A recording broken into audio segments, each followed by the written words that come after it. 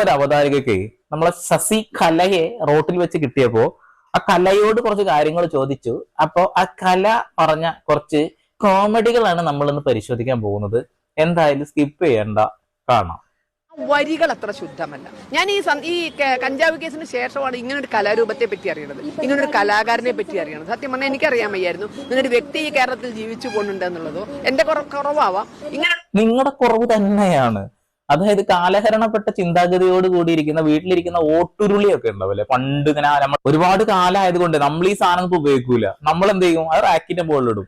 ഈ റാക്കിന്റെ മുകളിൽ കിടക്കുന്ന ഓട്ടുരുളി ആകെ അവിടെ പിടിക്കുന്ന മാറാലയും അവിടെ വരുന്ന എട്ടുകാലിയും വല്ല പൂച്ച പെറ്റി പറയാൻ വേണ്ടി കിടക്കുന്നുണ്ടെങ്കിൽ അതിനും കാണും. അതല്ലാതെ ലോകത്തിലൊന്നും കാണൂല എന്നുള്ളതാ. അപ്പൊ പിന്നെ ചേച്ചിയെ കുറ്റം പറഞ്ഞിട്ട് കാര്യമില്ല. കാലഹരണപ്പെട്ട ചിന്താഗതിയാണ്, അതുകൊണ്ടാണ് അപ്ഡേറ്റഡ് അല്ലാത്ത കാര്യങ്ങൾ ഇങ്ങനെ പറഞ്ഞുകൊണ്ടിരിക്കുന്നത് എന്നുള്ളതാ. ചേച്ചിയെ കുറ്റം പറഞ്ഞിട്ട് ഒരു കാര്യമില്ല. കഞ്ചാവ് എന്ന് കേട്ടപ്പോ തന്നെ സടകട എണീറ്റ് ചേച്ചി നോക്കി.